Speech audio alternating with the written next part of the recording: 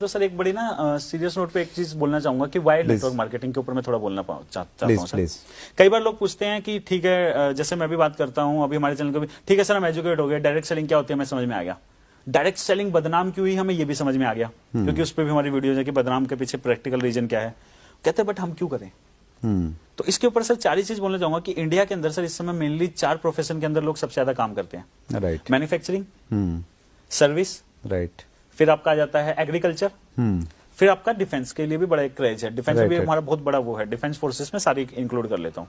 Sir manufacturing sector की अगर हम बात करें तो क्या हो रहा है, आर्टिफिशियल इंटेलिजेंस या ऑटोमेशन की वजह से पहले 10,000 लोग मिलकर 1,000 कार बनाते थे। राइट। आज 1 लाख कारें बिक रही हैं, लेकिन क्या 1,000 कारें 10,000 लोग बना रहे थे तो क्या 1 लाख कार 10 लाख लोग बना रहे हैं? नहीं बना। 10,000 लोग 1,000 कार बना रहे थे, आज 1,000 लोग 1 लाख कारें बना रहे हैं। तो क्या हो रहा है, देश बढ़ रहा है, कारें बिक रही हैं, कंट्री ग्रो हो रही है, लेकिन एम्प्लॉयमेंट कम हो रहा है, खत्म होती जा रही है। ऑटोमोबाइल सेक्टर ले लो सर, 2019 अभी हम खत्म कर रहे हैं, इस साल में क्या हुआ ऑटोमोबाइल सेक्टर के साथ? सर हमारा ऑटोमोबाइल सेक्टर हमारी जीडीपी का 7% कंस्टिट्यूट करता है। हमारी पूरी जीडीपी का 7% ऑटोमोबाइल सेक्टर से आता है, और उसके अंदर जो ऑटोमोबाइल कंपोनेंट मैन्युफैक्चरर है वो 2.5% हमारी जीडीपी का आता है वहां से। सर इस पूरे सेक्टर में 50 लाख लोग काम करते थे, इस पूरे सेक्टर में, जिसमें से 10 लाख लोगों की जॉब 2019 में चली गई है। आप आर्टिकल पढ़ लो, वंडरफुल, जा रही है जॉब। अमेजिंग। क्यों? और हमारी आंखों के सामने जा रही है और हम लोग अभी भी नहीं रियलाइज कर पा रहे हैं, क्योंकि सर क्या हो रहा है, टेक्नोलॉजी आएगी इंसान को निकालेगी। क्योंकि सर एक चीज आप मान लो रोबोट हो, मैं एक इंसान हूं, आप सैलरी लोगे? रोबोट तो कहां सैलरी है, वन टाइम इन्वेस्टमेंट है। आप सैलरी नहीं लोगे, मैं तो लूंगा। आप सैलरी नहीं लोगे तब भी 24 घंटे काम करोगे, मैं सैलरी लेके भी 12 घंटे से ज्यादा काम नहीं करूंगा। आप बीमार नहीं पड़ोगे, मैं बीमार पड़ूंगा, मेरे को कभी छुट्टी जाना होगा, कभी डेट पे जाना होगा, कभी कहीं जाना होगा, मूड खराब होगा, कहीं नहीं जाना। आप समझ रहे हो, त्योहार होंगे, सब चीजें होंगी, लेकिन रोबोट का कुछ नहीं होगा। सर सबसे बड़ी कॉस्ट क्या है कंपनी की आज के डेट में? सर आपको पता है, ह्यूमन वर्कफोर्स 70% जो है वो लोगों को सैलरी देने में जा रहा है। अगर वही हम एलिमिनेट कर दे तो सीधा प्रॉफिट मार्जिन बढ़ गया। आज एक चीज और बताता हूं सर, ऑटोमोबाइल सेक्टर के ऊपर जो मैंने किया है, हर जगह बोल रहे हैं कि स्लो डाउन है, बट कोई ऐसा एकड़ा नहीं है कि जो दिखा रहा है कि स्लो डाउन है। पिछले साल से कारें ज्यादा बिकी है, पिछले साल से बाइकें ज्यादा बिकी है। सर देखो इंडस्ट्री बड़ी समझदार हो गई है। आपको 2011 का या 12 का मैं जब एमबीए कर रहा था, एक इंसिडेंस मेरे को याद है कि मारुति कंपनी के अंदर जब लोगों को ले ऑफ किया जा रहा था, तो जो इंसान बताने गया ना कि कल से जॉब पे मत आना, उसी को जिंदा जला दिया था। अच्छा, ये इंसिडेंस हुआ था जिसकी वजह से फैक्ट्री का प्लांट कई दिनों तक बंद हो गया था। आज ऑटोमोबाइल सेक्टर की कंपनीज ना बड़ी समझदार हो गई हैं। वो है ना, जानबूझ के पहले आज के डेट में क्या क्रिएट किया जाता है कंपनीज के द्वारा कि स्लो डाउन है। Right right. आज के डेट में महिंद्रा एंड महिंद्रा ने 15 दिन तक या पता नहीं कितने दिन तक अपने प्लांट में ऐसा कर दिया कि 100 लोग हैं, हम किसी को नहीं निकालेंगे जी, 50 लोग आएंगे 15 दिन काम करने, 50 लोग आएंगे 15 दिन काम करने। ऑटोमेटिक 50% वर्कफोर्स निकाल दी ना सर, सैलरी आधी आधी दे रहे हैं। तो कंपनी को पता है कि एक साथ 80% को नहीं निकाल सकते हम। सर ऑटोमोबाइल सेक्टर से 50 लाख लोग हैं, 10 लाख लोग रह जाएंगे अगले 3 साल के अंदर। 10 लाख निकल चुके हैं, अगले 30 लाख और निकाले जाएंगे, बट बिना बताए बिना दिखाए लोगों को ही ये क्रिएट कर रहा है, क्योंकि कंपनी से भी डरी हुई है ना सर। एक साथ अगर आप बोल दोगे कि कल से 10,000 लोग हैं, 8,000 मत आना, वो आग लगा देंगे कंपनी के अंदर। सही है। तो इस तरीके की चीजें की जाती है। बट यहां से सीख क्या सकते हैं कि मैन्युफैक्चरिंग सेक्टर के अंदर लोगों को जॉब से निकाला जाएगा, और जब मैन्युफैक्चरिंग सेक्टर के अंदर लोगों को जॉब से निकाला जाएगा तो वो कहां जाएंगे सर? क्योंकि टेक्नोलॉजी ये खत्म कर रही है, और डायरेक्ट सेलिंग इकलौता ऐसा प्रोफेशन है सर जो आर्टिफिशियल इंटेलिजेंस प्रूफ है। इकलौती ऐसी इंडस्ट्री अगर हम ले लेते हैं जिसका टेक्नोलॉजी कुछ नहीं कर सकती, सर डायरेक्ट सेलिंग है। इंसानों का काम है, इंसान करते आए हैं, इंसान आज भी कर रहे हैं और आगे भी इंसान करेंगे। यहाँ टेक्नोलॉजी कुछ नहीं कर सकती। ऐसा नहीं है कि टेक्नोलॉजी आ गई अभी इंसान हट गए और रोबोट इसको डायरेक्ट सेलिंग कर रहे हैं। तो सर डायरेक्ट सेलिंग से बेहतरीन प्रोफेशन फ्यूचर जनरेशन के लिए कुछ नहीं हो सकता। फिर आ जाते हैं सर्विस सेक्टर के अंदर। सर आज की डेट में मैं अभी आया यहाँ पे, कैब बुक की मैंने, कार बुक की मैंने, कैसे की? ओला से। मैं बस कैसे बुक करता हूँ? रेड बस से। मैं टिकट ट्रेन कैसे बुक करता हूँ? आईआरसीटीसी से। मैं प्लेन कैसे बुक करता हूँ? मेक माई ट्रिप से। मैं हर चीज कैसे बुक कर रहा हूँ? ऐप के थ्रू। ह्यूमन की रिक्वायरमेंट ही नहीं। और हम पता क्या बोल रहे हैं गवर्नमेंट को कि लोगों के लिए जॉब नहीं क्रिएट कर रही। गवर्नमेंट कहां से कर देगी? गवर्नमेंट ने थोड़ा लोगों की जॉब खाई है, हमने खाई है। अभी गवर्नमेंट मेरे ऊपर बंदूक लगा देगी, तू कल से ट्रेवल एजेंट से टिकट कराएगा ट्रेन की, मैं नहीं कराऊंगा। मैं पागल हूं वहां पे जाके 2 घंटे खड़ा हूंगा? नहीं होऊंगा ना सर। तो लोगों की जॉब गवर्नमेंट ने थोड़ा खत्म की है, लोगों की जॉब हमने खत्म की है, क्योंकि हमें टेक्नोलॉजी ने वो एक वो दे दिया, एक तरीके से हमारे को सपोर्ट कर दिया, हमारे आलसीपने को सपोर्ट कर दिया। और दूसरी चीज हमारे लिए बड़ा वो हो गया ना सर, टाइम कंज्यूमिंग भी नहीं रहा। तो आपको पता है सर, सर्विस सेक्टर में जो करोड़ों लोग काम करते हैं, आज क्या कर रहे हैं? वो जो लोग पहले एसटीडी पीसीओ चलाते थे, वो बेचारे बाद में एसटीडी पीसीओ बंद हुए करोड़ों, तो वो लाखों कुछ जॉब बची, वो मोबाइल रिचार्ज करने लगे। फिर पेटीएम आ गया, उनकी भी जॉब खा गया। तो खत्म कर रहे हैं सर हर सेक्टर को, सर्विस सेक्टर के अंदर खत्म हो रही है। हम ये माने कि जो आर्टिफिशियल इंटेलिजेंसी है, उसकी वजह से जहां पे लोग फ्री हो रहे हैं वो डायरेक्ट सेलिंग में आके अच्छा भविष्य बना सकते हैं? सर मजबूरी है उनकी, और कोई प्रोफेशन नहीं है सर, दो ही प्रोफेशन है, वो दो प्रोफेशन चूज कर सकते हैं। जैसे मैन्युफैक्चरिंग में जॉब नहीं बचेंगे आने वाले टाइम में, सर्विस सेक्टर में बचेंगी बट 90% खत्म हो जाएंगी। सेम मैन्युफैक्चरिंग में होगा, सेम सर्विस सेक्टर में हो चुका है, हो रहा है। फिर इसका चलो मैं आपको ना दो सेक्टर और एक बार डिस्कस कर लेता हूं, फिर आपको आंसर मिलेगा। एग्रीकल्चर सेक्टर की सर मैं एक बात करता हूं। एग्रीकल्चर सेक्टर में ना बड़ी फनी सिचुएशन हुई है।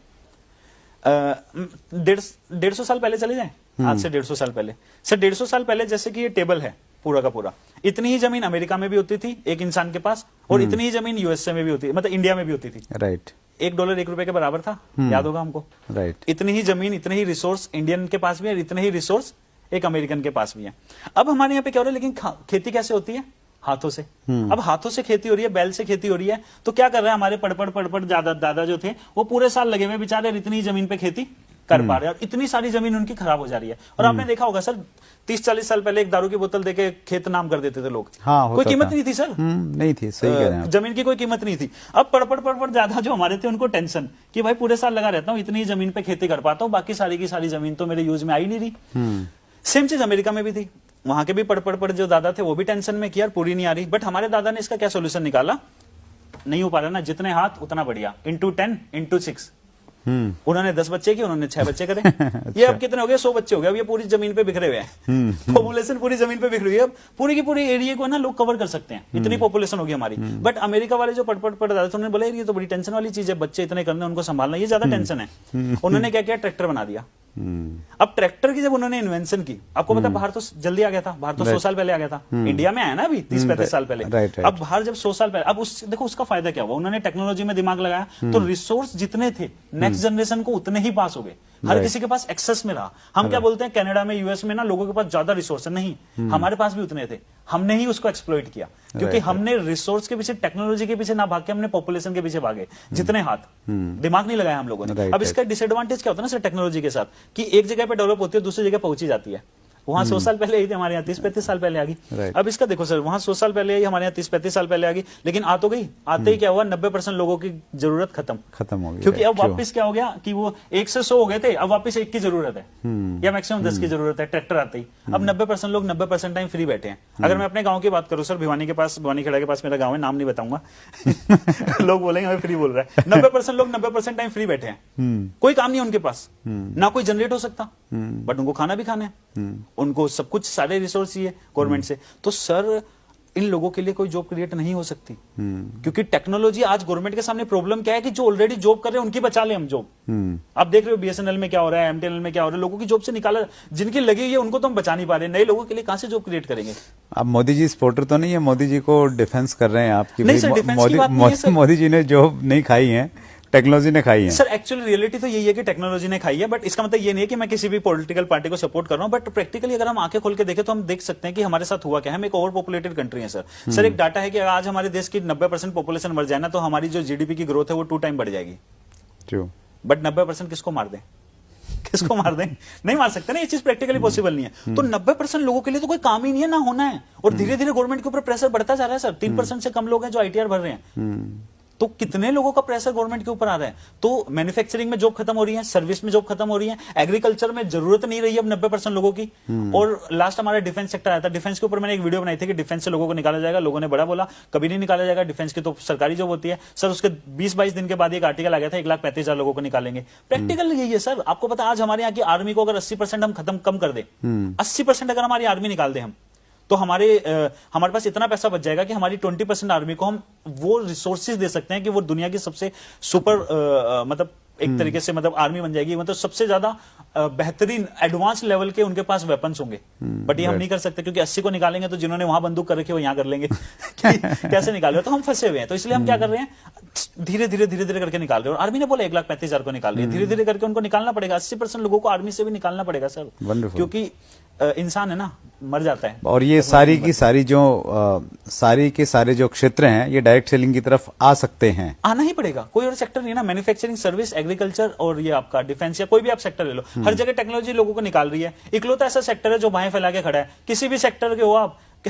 ना आपकी पढ़ाई लिखाई से मतलब, अनपढ़ भी आ सकता है, पढ़ा लिखा भी आ सकता है, लेडीज भी आ सकती है, जेंट्स भी आ सकते हैं, बच्चे भी आ सकते हैं, बुजुर्ग भी आ सकते हैं। हर सेक्टर को ये बाहें फैला के खड़ा है कि आ जाओ मेरे पास आ जाओ। मतलब डायरेक्ट सेलर्स आज का इंटरव्यू देख के बड़े एक्साइटेड हो जाएं कि हमारे पास में बहुत सारा स्कोप है, बहुत सारे लोग आने वाले हैं। सर बहुत ही ज्यादा स्कोप है। डायरेक्ट सेलिंग ही मैं हमेशा जो बोलता हूं कि वो बच्चा है जो आने वाले टाइम में इस पूरे के पूरे देश का भार संभालेगा, और इसके अलावा कुछ भी नहीं है। और इसलिए मेरा कंसर्न भी हो जाता है, क्यों मैं सोच चैनल पे हम ट्राई करते हैं, हमारा पूरा का पूरा रहता है मेन चीज कि एजुकेट करें, और क्यों हमें मतलब कंपनीज को भी एक्सपोज करना पड़ता है, क्योंकि सर हमारा यूथ जा रहा है, सर हमारा देश नेशन हमारा बिल्ड हो रहा है डायरेक्ट सेलिंग के थ्रू। हम इस 90% जो नेशन बिल्डिंग के लिए जो यूथ जा रहा है, इसको हम गलत डायरेक्शन में कैसे जाने दें सर? कैसे हम अपनी आंखें बंद कर ले, कैसे हम ना बोले? तो बहुत ज्यादा रिस्पॉन्सिबिलिटी की काम है कि डायरेक्ट सेलिंग में हर डायरेक्ट सेलर को कहना चाहूंगा कि ये इंडस्ट्री जो उन्होंने चूज की है वो ऐसे टाइम पे चूज की है कि उनका जो फ्यूचर है वो 100% प्रोटेक्टेड है, 100% सेफ है।